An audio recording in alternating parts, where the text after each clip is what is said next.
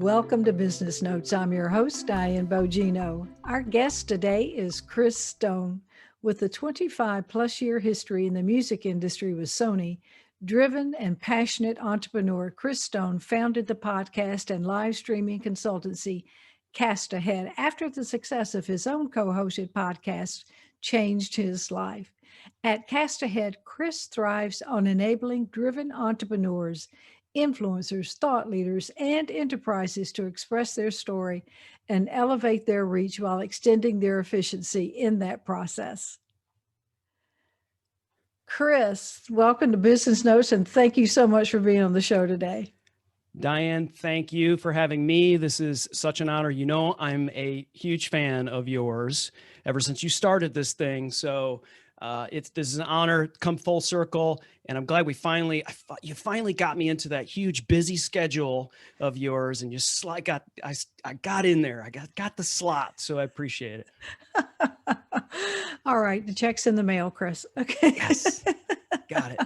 Well, I'm a big fan of yours, and you're far more famous than I could ever hope to be. So, but you worked with Sony. You were in the music business. Did you sing, dance, play an instrument? What did you do? Oh with God, Sony? I couldn't sing or dance, so I ended up playing the bass. So that's how the whole thing started. As far as I've always had a love for music, and my father was in big bands and swing bands and played the trumpet, and so there was always Glenn Miller and Benny Goodman and Herb Alpert and all of this music playing all the time in my home. Of course, back then the stereo systems were built into the furniture, right? So you'd go and you'd sit around, and there's these big wooden things and speakers the size of towers, and it just would reverberate throughout the house. And I think that was really in my DNA, was music and my love for music. And so really listening to it was more important to me initially than playing it. But then eventually I started getting into bands, and there's always a rock band that needs a bass player, it always seems. And so that was always one of the things. And there's always a bass lying around in a guitar player's bedroom. Well, not always, but most of the time. And so I ended up playing around with friends and learning and really developing a passion for the instrument. And that turned into being into some bands that actually started doing something. So I moved down from the Detroit area to Nashville, where I could not only play music, but also learn the business about music. You see, when I was in these bands, the singer would come in with the lyrics and would be working on whatever the showmanship was. And the guitar players usually wrote most of the music. I wrote a little. And the drummers, well, they were drummers. That's a whole nother podcast, Diane, but we could talk about drummers. But I always did the business. I was the one who was calling college radio stations to do interviews. I was the one that was printing up the flyers, putting together the logos, talking to people, getting us on radio stations, and booking the gigs and the club owners. And I really got good at it, and I really liked to do it. I got to develop almost like a sales. It was my early introduction into developing a sales thing, which is really about relationships. It's really about getting to know people like you, Diane, and having a relationship with you, and not trying to be cheesy about selling something, not being like a used car salesman, for your band or for whatever you have to do. You have to develop a relationship, be real with someone. They know you got to sell something. A club owner knows they you want to be on that stage. And so anyway, that all turned into grew my hair out long, was doing all this thing. You have this idea that you're going to be some sort of rock star, and eventually, the business and the mindset of and the family and everything that I had developed really just sort of overtook that dream of being some sort of musician or rock star or whatever. So cut my hair, got a big job with Sony, and moved down to Atlanta to manage the Southeast for sales and marketing for them. So that's really kind of the why music is in my DNA. Still really is, even though I'm technically not in the music business. But really, what I'm doing now is very parallel to working with creative people and working with artists and working with someone that wants to tell a story, whether that's through music or whether that's through podcasting or live streaming or whatever. It's really working with content creators, making them look and sound good. That is a fantastic journey. I had no idea. That is just amazing.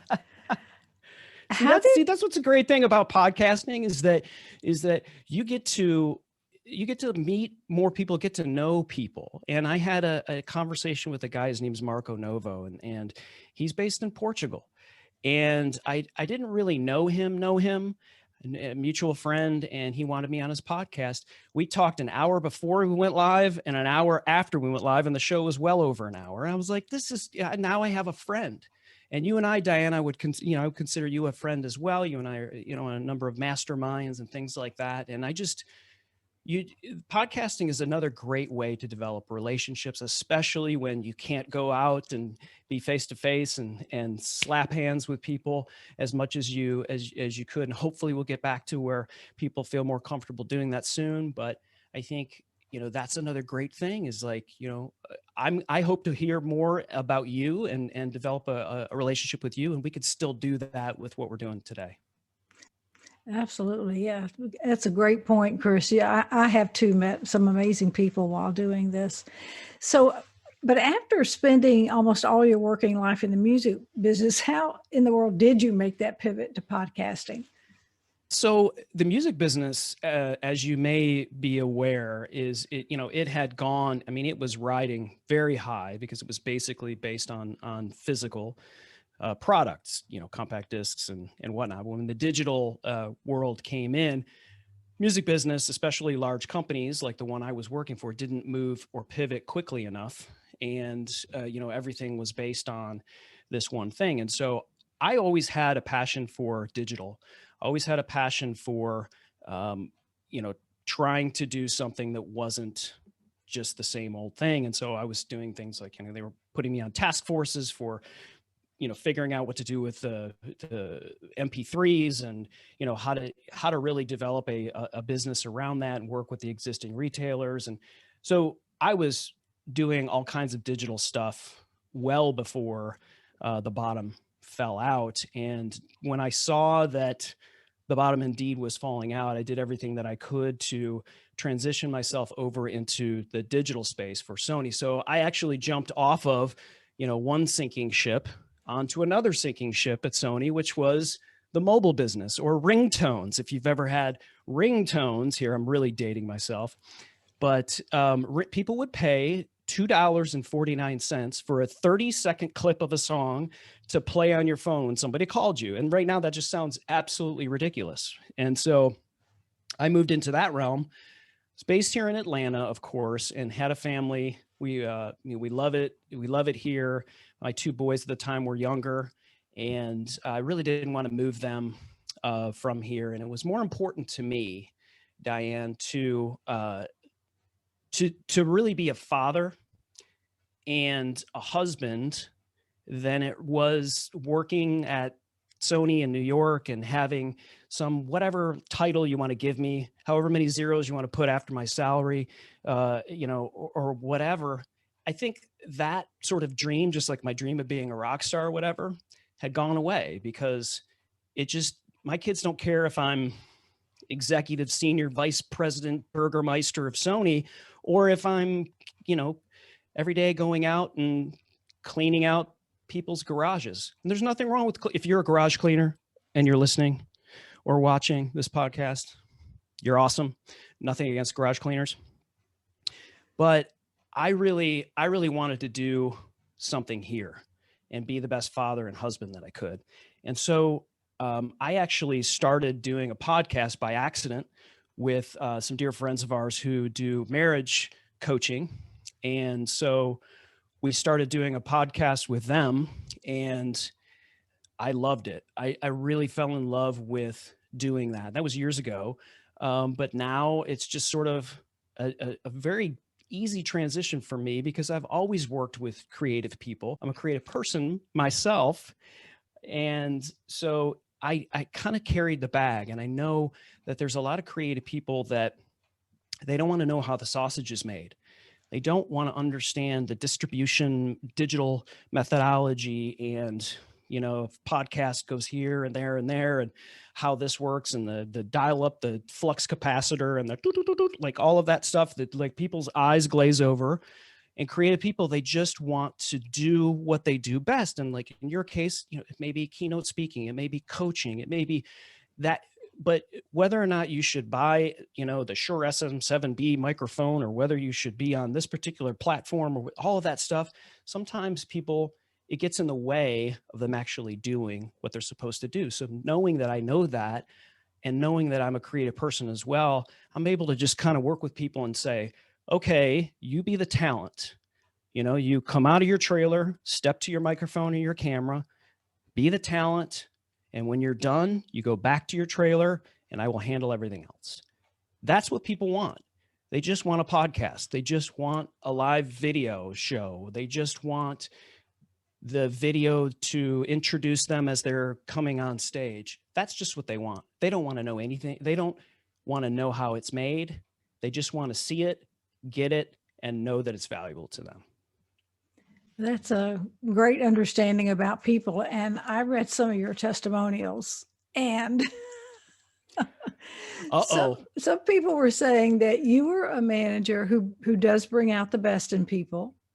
You understood both the sales and the marketing, and that you drove results. So my question to you, Chris, is what did you do for your own development to bring such a great package to a company?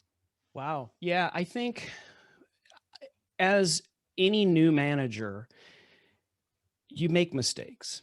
And I think a lot of people, when they become a manager, sometimes they maybe become a manager too quickly, or they're so good at what they do, they're elevated. And then all of a sudden they have 4 people that are reporting to them. And it's one thing to be a manager. It's another thing to be a leader. And I think some of the best leaders are the ones that aren't afraid to let you know they made a mistake, and to let you know that they're learning from that. Because I think a lot of people think that they have to be this, they're wearing a suit of armor and that they're perfect. And so they want to create this sort of presence. And I don't think people want to follow that person up a hill. I think they want to follow someone up a hill that's real with them, that wants to develop their career, that's not threatened by people that report to them. And for me, one of the things I actually miss, now that I'm an entrepreneur and I don't technically have people that work for me. I mean, I'll hire out people to do things, but hearing from people like those testimonials you may have read on LinkedIn or wherever they are, but hearing them, come back to me and say, hey, I remember when you told me this, and I used this because I'm managing another person. And I remember how you told me that I need to, those are the things that to me are more rewarding than whatever check I might get from a company for developing some podcast platform for them or whatever. It's just, I love to lead people and see them succeed. I've always admired you, and that just really solidified my admiration for you. So I appreciate that. Thank you. So what are some of the struggles that you're seeing from some of your clients today that you deal with on a daily basis? It's crazy. Since I had, been in the music business and I had to close down the physical branch here in Atlanta for Sony, I've been working out of my home and my home office ever since 2007. So and I've had people that reported to me that were, from all over the country. And I was not based in New York. I was not based in LA. I was not based in Nashville, where all of these people are and all of the record labels. And so I knew I had to be present with them. And so I had to develop some way of doing that. And of course, I had to get good at talking on the phone, right? Which people forget that phone is a virtual device, and it takes a certain skill to be able to create an energy on the phone. And that's why I love working with sales trainers and, people like Dan Jordan or cold callers and whatnot, because they do have an incredible skill on doing that on the phone. And so, I had to, when video and video calling, when it was Skype And when Zoom back in 2007, people, people didn't really know what Zoom was. And I would set up all of my calls with my staff for video. And they were like, "What are you doing? Like, we've got to go into the conference room and I've got to set up a camera and you're going to be up on the big screen." I'm like, "Yeah, that's how we're doing this. This is how meetings are going to work." And I had to make sure that they knew I was present. And when I was on video, I wasn't in my jammies. I didn't have my bunny slippers on. I was like Diane Bogino. I was presenting myself. This is how we're gonna. I was there in the meeting, so I had to do that in order to have my company and my boss know that they could feel my presence. And so, to answer your question, what I see mostly people struggle with, even today, even after we've been a year into this pandemic, is that they still struggle on presenting themselves virtually. And it's really, there's only a few simple things that people have to remember. It's eye contact, it's lighting, and it's being comfortable with what you're talking about. So if you can just, you don't, and I never once did I mention tech and gear. And that's what I love to do. It's not about the tech. It's not about the gear. You can get something relatively inexpensive, simple, easy for you to use. And then once you're set, then you can focus on what you're good at, which is your content. And so that's the thing I think people still are struggling with most. And we see it all the time, Diane. We see a Zoom call and somebody's got their camera pointed up their nostrils and there's a thumbprint on their camera and their audio sounds like there's a cricket going on inside because they don't have, and audio is massively important, but it's not at all expensive or hard to do. And so I think you could watch a 5 or 10 minute YouTube video and just go, "Oh, wow, I can spend $40 on a really great microphone that plugs right into my computer. And it's that easy.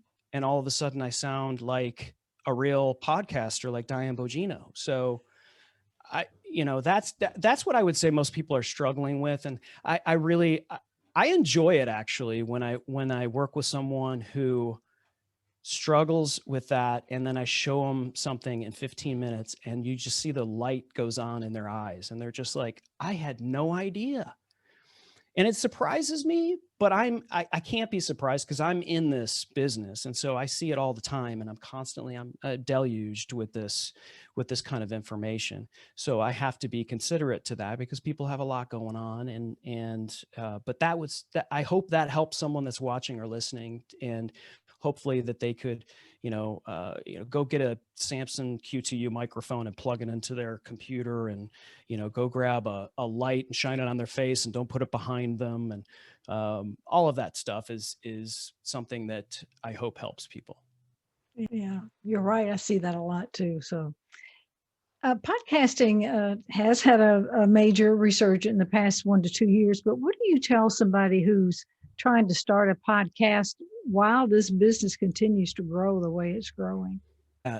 It's crazy to me how much content creators focus on YouTube, and YouTube is important. It absolutely is. And they focus on live streaming, and live streaming is important. I think when you can do those in addition to podcasting and get that whole sort of trifecta going on and be able to repurpose that content in the right way across those platforms, I think that's the right way to do it, because people don't understand. They hear podcasting and they may think one thing, and it may be a video. Other people may think it's just audio, because originally podcasting was audio that you listen to on an iPod, right? A podcast was something you listened to on an iPod. Somehow that got coined. And although there was technically podcasting before iPods existed, but we won't go there. I think that what people don't realize is right now there is less than 2 million podcasts out there. There are 38 million YouTube channels. Less than 2 million podcasts. And of those 2 million podcasts, only a third of them are actually active. meaning content in the last 90 days. And Diane, I don't know about you, but if you've got if you're listening to a podcast and they haven't put a new one out in 90 days, I don't think that's very active. So, that means you have far less competition and far more opportunity to get yourself out there to be heard. Also, podcasting is available in like 90 something countries. And it's how people consume. Some people only consume. Like, video is absolutely important, and you should do video 100%. But I think there's a lot of people that do video and they can't figure out how to, pipe that into an audio podcast in the right way. And I don't think I'm taking a long time to answer this question, but I think the right way to do these things is not do the same thing and put it out at, on all of those platforms. In other words, if you do a podcast and it's meant to be heard, put what's meant to be heard on that audio podcast. If you're doing something on video that's meant to be seen, don't put it on an audio podcast, because somebody's going to try to listen to it and they're gone. Like, this person's talking about looking at something, and they can't connect with that. And so it's about taking your content in the right way and piping it across these platforms and really maximizing your distribution, your reach, and your marketing in the right way. And, Jim Fuse and I do a show on Amazon Live called Dealcasters. And so we go on this huge platform, in the biggest mall in the world, and we actually interview interesting people who have written books and who are, trainers and coaches and entrepreneurs. And so we have these great interviews, but they're also talking about products that they use to help them in their careers and in their journeys. We happen to be on Amazon so people can buy them if they want. And so Jim and I have all of this great content of interviews that we've had with people. And a lot of the content is not us just saying, hey, look at this microphone and look at this. And there is that. But we took all of these interviews and we decided to make audio podcasts for them. And we launched them 2 weeks ago. And so it's that we don't just take that and pipe it out. And we don't just take this and pipe it out. There's a lot of people that do that. And it's just, I know it's easier probably to just kind of, scattershot. That whole, scattershot mentality, I'd much rather be a sniper and say, if someone listens to Business Notes or Dealcasters for the first time, and I want to tell them what they're going to get and then give it to them, and then you've got a person that can be impacted, and they'll hang around and they'll be your fan, and they'll, maybe buy something that you're selling. So, Chris, a lot of people start these podcasts and they'll do them for 2 or 3 months and then they quit. Why do you think people give up on this so quickly?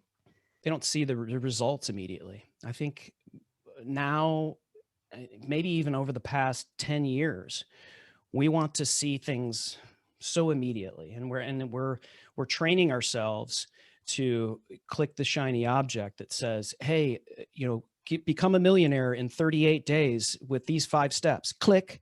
And so it's feeding all of these algorithms, and everybody feels like this is all easy. It's not. It's hard.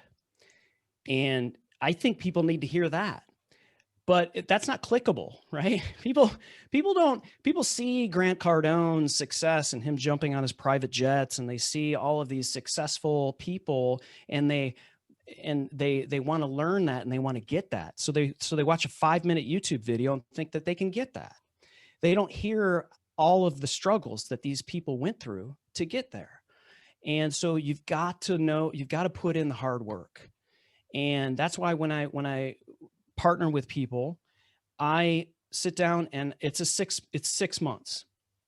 That's what I tell them. It'll happen in most estimations. It's going to happen before then, but you got to give it 6 months. That means about 25 podcasts. And then you're going to start, all the lights are coming on in the warehouse, and you're looking in the corners and the people are coming in, and it's like, okay, things are starting to move. If you develop what your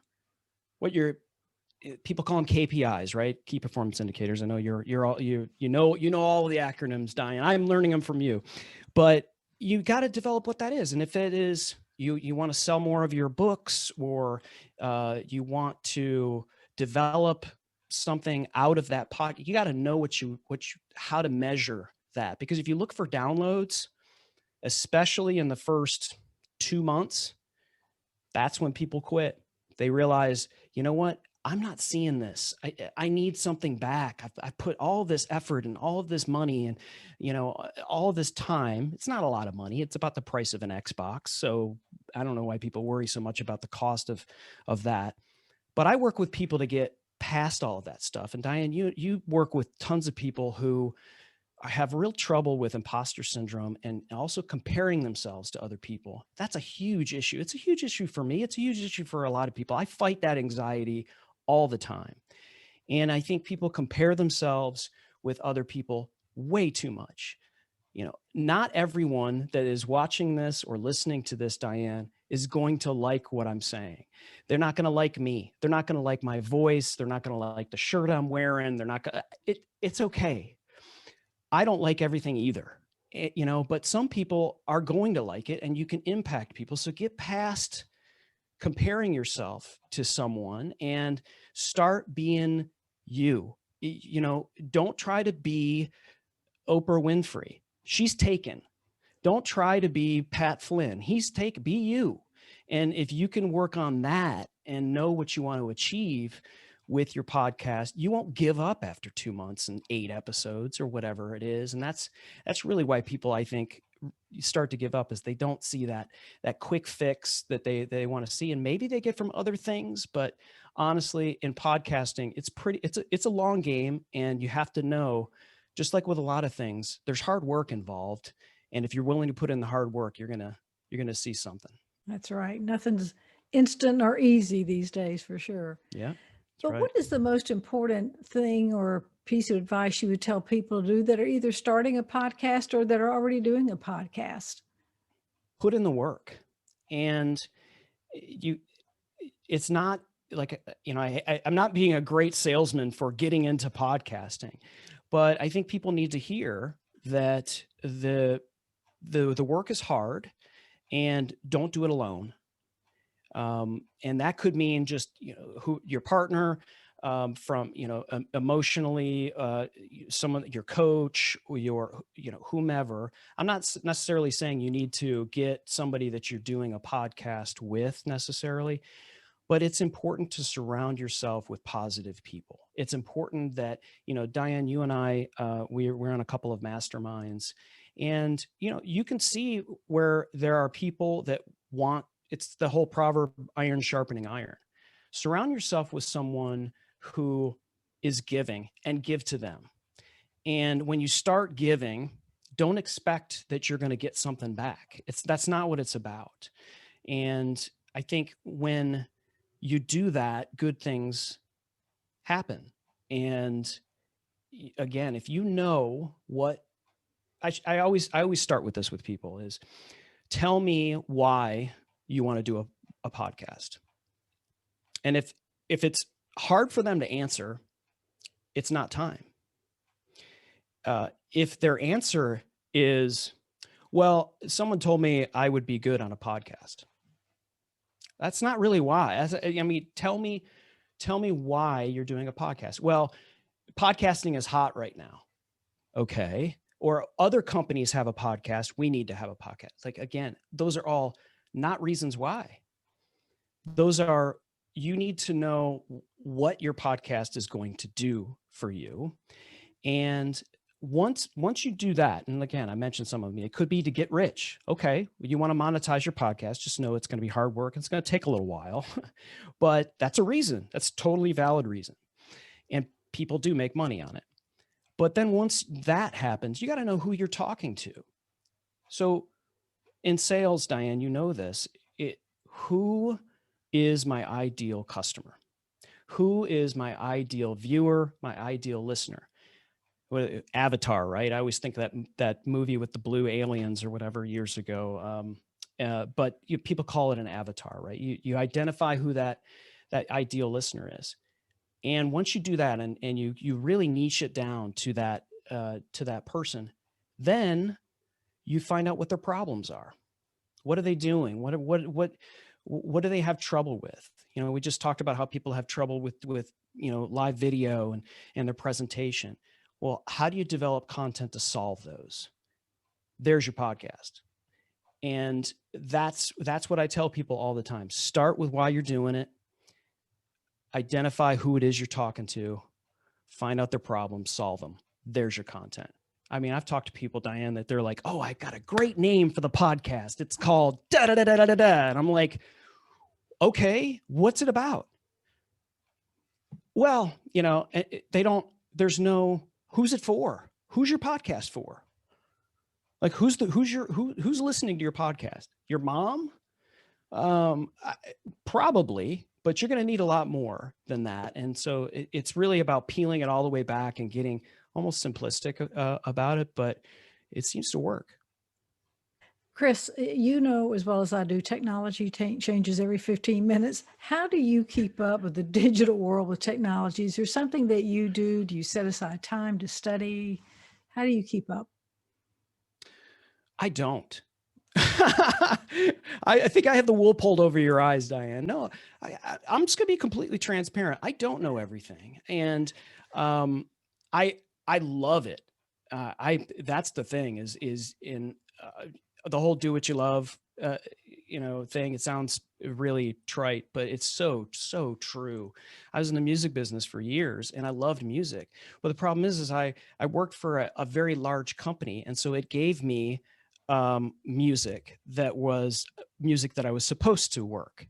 And so even though I worked really hard at doing that, 90 whatever percent of the music that I listened to, I wasn't super passionate about. When you get into what I'm doing now, you get to kind of choose your work. It's why I surround myself with and work with these people that have real, like, I'll get to the end of editing a video or editing a podcast and I feel awesome. I'm just like, oh my God, I'm learning something. And, of course, when you're editing, and this, you end up hearing the same things from, you end up watching or listening to something multiple times through the editing process, and you'll hear something different every time so it's really something I'm passionate about. But the tech stuff is, I just love peeling it back. Jim and myself will spend a few hours a day going through how we can hack into particular software to be able to accomplish something for a client. So we'll be doing a virtual summit and one platform allows something, another platform doesn't allow something else. And we go, what if we did this? What if we pulled this in with RTMP and pulled this in? All right, let's test that out. We'll pull in a virtual camera. He and I've got 4 phones going, an iPad back here, a camera here, a piece of software here, and we're just kind of going. And there's nothing better than solving that for someone else. We're not even doing it for us. And so when a client comes to us and they go, can you do this? We say yes, because we're confident we've been able to, but that wasn't easy. We love to do it. It wasn't easy. We had to go through the work to get there so that we could say yes to a client and get their business. And so that, from a tech perspective, it's something I love to do. And it's also something I love to share and bring to people if they want to know how the sausage is made. Not everybody does. But if they don't want to know how the sausage is made, I'll make it for them and they could, have it for dinner or whatever. Can you come over tonight? Yeah, sure. So Chris, if somebody wants sausage on pizza. Touche. So if someone wants to work with you, Chris, and I'm sure they do after this, what's the best way for them to get in touch with you? Yeah, I mean, you can look me up on LinkedIn. I'm Chris Stone. I think it's Chris Stone ATL because there's a few other Chris Stones in the world, unfortunately. Thanks, Mom and Dad. But my company's Cast Ahead, which is at castahead.net. I've got my card table in the flea market, which is my website currently. But there's links in my Twitter as well as my Instagram, which will get you into all the stuff that I do, whether it's podcasting, live streaming, Amazon Live influence, all of that good stuff. But Diane, this has been amazing. You are amazing, and I am just so honored to be on your show. I love how, and maybe this won't make the final edit because you get to cut this out because you're too humble. But I love watching your journey, because I remember when you were doing this at first, and I was watching this podcast, and you and I were on one of our masterminds that we were on, and I brought it up, and I was like, I hadn't seen that in a few weeks, and I asked you about it, and I think you said something like, well, I didn't know, maybe anybody was watching it, or I didn't know anybody was listening.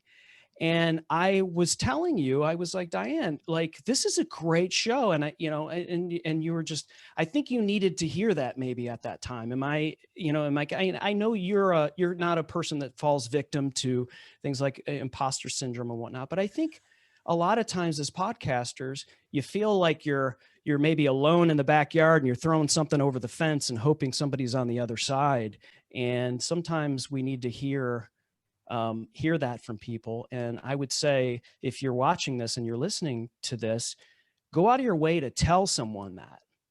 If you did enjoy their podcast, share it with somebody, and go tell somebody else about it, and tell if you know that person, holy smokes, please tell them. Because I think a lot of people, they need to hear that. And that's part of that mind junk we talked about with pod fade and all of that stuff. Every once in a while, just that one person saying, you know what, I heard this on your podcast and ... That means the world to some podcasters. So anyway, Diane, Absolutely. kudos for your journey. I think it's been awesome.